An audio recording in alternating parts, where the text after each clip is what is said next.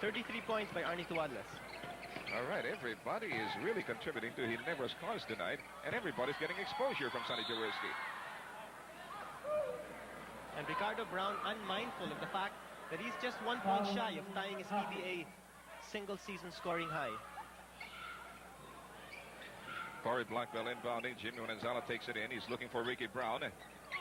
Oh, beautiful swipe by Francis. And look at him galloping down court. He's going to defy everybody that stands in his way.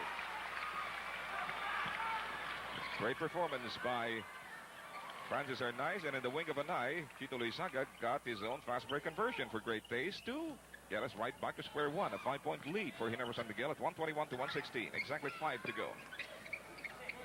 Minutes, that is. Leisurely shot taken from the three-point region by Marquez. Produces nothing. Ray Perez. No, Michael Hackett, I'm sorry. That's his 33rd point. Blackwell misses. And absolutely no one to contest Michael Hackett for those rebounds. He must have at least 45 by now. We've almost lost track. 4:33 to go. We've got a ceasefire declared by Baby Dalupan. Centrum, Officials Bank, the energized bank, moving its people to help you move ahead. Back to the ball game. Focus of attention at this stage in our fun contest. Brown already has 47 points, 1 point shy of tying his PBA career high. Tuadles 33 points, 3 points shy of tying his PBA career high.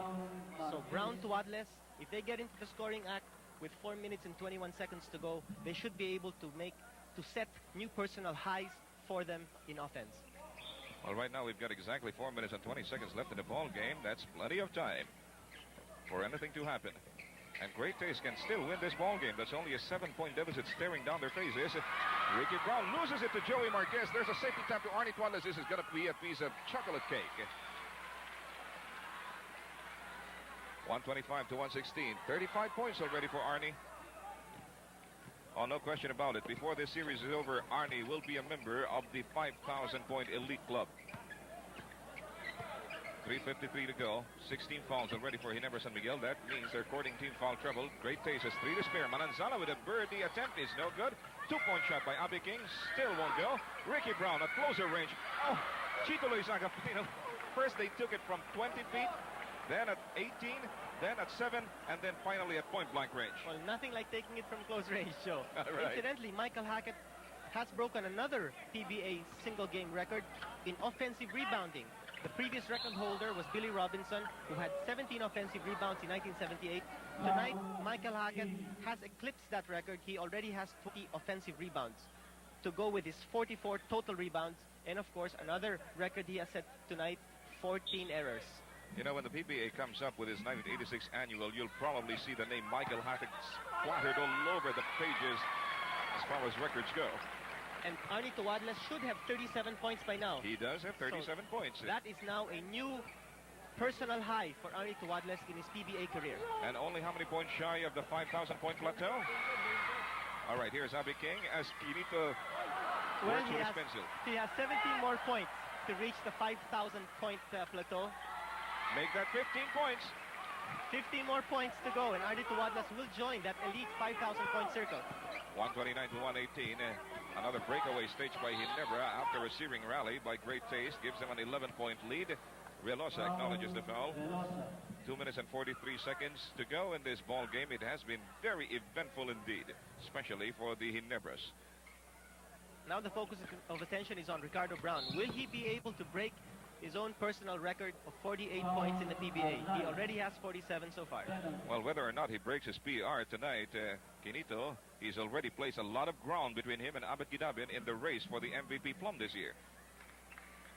And that ties his career mark, 48 points in tonight's ball game for Ricardo. You know, I was telling people earlier that statistical points are not the only criterion to be used in determining the MVP this year. 36% will be allotted to media, fellow players, and the PBA officials' votes. Now, I don't know how popular Ricky Brown is, but his statistical advantage over Abet Gidabin certainly is very commanding. Okay, we've got a foul by Francis. So Ricky Brown going back to the stripe. He should be able to pad up that scoring high of his to 51 points with 2 free throws connected here. Well, one thing certain, game number 3 in this battle for third place. Likewise, game number 3 in the battle for the PBA reinforced crown will be unwrapped on Tuesday. You know, can you believe, Joe, that Ricardo Brown, he's under 6 feet tall, yet he has 50 points in a ball game that is dominated by big men. That's really quite an achievement. He's quite a phenomenon in the world of basketball. Ricky Brown against Francis Arnaiz. Ooh, he suffers a knockdown. The ball won't go, but he's going to have the consolation prize of 2 free throws from the charity line. The foul again by Francis. His 5th personal. One more. It's going to be Showerville for him. And there's only 2 minutes and 18 seconds left. That's right. And Great Taste can cut the lead down to only 5 with 2 free throws here by Ricardo. So this is the last-ditch rally that was expected of the coffee makers. 52 points now for Ricky Brown. And before the second foul shot, we have a timeout by the Big J. Varimoid, tabletang lunas sa Almorana. As we come back to you from the Ultra, I'm Joe Cantata, and working this coverage with me is the distinguished sports historian and scholar Kinito Henson. He also happens to be a widely read columnist. He writes columns for the Sports Weekly, Business Day, and what other publications? That's it. That's it. Okay. You Also the make me- Vintage Newsletter, which we plan to come up with sometime in the very near future, give or take 10 years. You make me feel so old, Joe. Well, right now, Ricky Brown must feel awfully old with 53 points to his name already. 129 to 124. 2 minutes and 9 seconds remaining in this ball game. Arnaiz goes to Michael Hackett at low post. Spread eagle against him is Abi King. And the guy who continues to deliver. The last 2 minutes brought to you by Prestone Brake Fluid. Prestone, the #1 brake fluid in the country. All right, I was about to say earlier, before the last 2-minute mark came our way, that Joey Marquez has been the big thorn on the side of Great Taste Coffee in the last several minutes. 131 to 124.